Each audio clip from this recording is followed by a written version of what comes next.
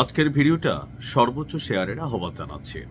একজন বাংলাদেশের মানুষ হিসেবে আমি চাই না একটা স্বাধীন ভূখণ্ডের মধ্যে আরও একটি দেশের জন্ম হোক।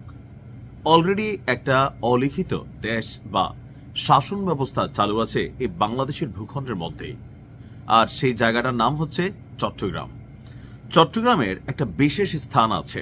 গেল কয়েকদিন আগে আমাদের কুমিল্লার র্যাবের একজন কর্মকর্তা নিহত হয়েছেন। মাইক্রোবাসে র্যাব কর্মকর্তারা গেলে মাইকিং করে সেখানে র্যাব কর্মকর্তাকে জীবনে শেষ করে দেওয়া হয়। যে এলাকায় এই ঘটনাটি ঘটেছে সেই এলাকাটির নাম হচ্ছে জঙ্গল সলিমপুর।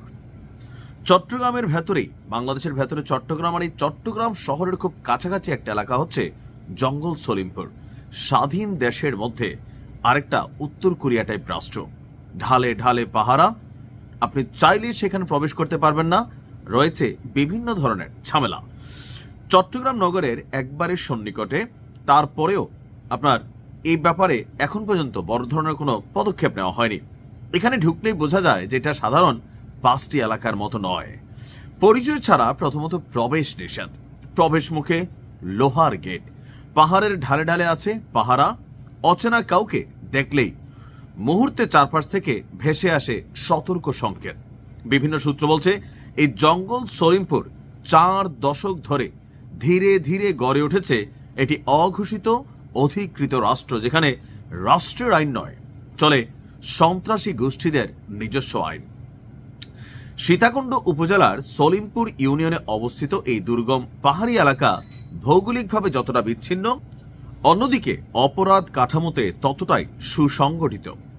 চট্টগ্রাম নগরের বাইজিদ বুস্তামি এলাকা থেকে মাত্র 2 কিলোমিটার দূরে এশিয়ান উইমেন ইউনিভার্সিটির বিপরীত লিংক রোডের উত্তর পাশে প্রায় 3100 সরকারি একর 3100 একর সরকারি খাস জমি নিয়ে বিস্তৃত জঙ্গল সলিমপুর। এর পূর্বে আছে হাটাজারি, দক্ষিণে বাইজিদ থানা। জেলা প্রশাসনের হিসাব অনুযায়ী এই খাস জমির বাজার মূল্য প্রায় 30,000 কোটি টাকা। আর এই বিপুল সম্পদের দখল, বন্টন এবং বাণিজ্য ঘিরে গড়ে উঠেছে সশস্ত্র সন্ত্রাস, প্লট ব্যবসা এবং রক্তক্ষয়ী সংঘাত। 4 দশক ধরে পাহাড়ি সরকার, যেটা সরকারি পাহাড় আছে, রাষ্ট্রের যে পাহাড় আছে সেটা কেটে এখানে গড়ে উঠেছে কয়েক হাজার অবৈধ বসতি।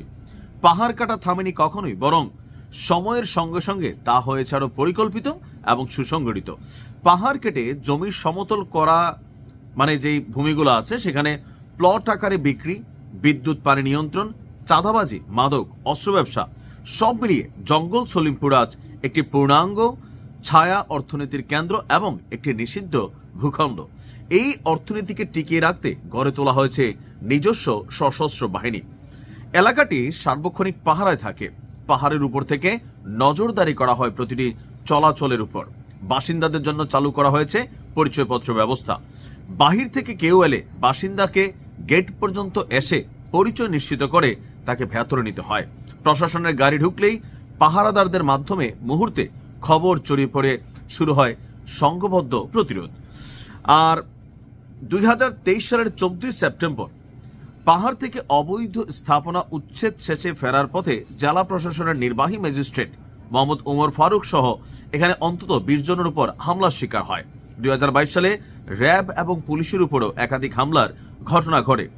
সর্বশেষ 19 জানুয়ারি অস্ত্র উদ্ধার এবং আসামি গ্রেপ্তারের অভিযানে জঙ্গল সলিমপুরে গিয়ে সন্ত্রাসীদের হামলায় র্যাব 7-এর ডিএডি আব্দুল মোতালেব নিহত হন এবং আরো অনেকেই আহত হন। বুঝতে পারছেন এলাকাটা কতটা সুসংগঠিত দখলে আছে। আমরা আশা করি রাষ্ট্রের সেনাবাহিনী কর্তৃক অথবা যেভাবেই হোক এই এলাকাকে পুনর্দখলে নিতে হবে রাষ্ট্রের আওতায়, কারণ এই ভূখণ্ডটা খাস জমি। এখন এখানে অনেক সিন্ডিকেট আছে, এটা এমনি এমনি গড়ে ওঠে নাই।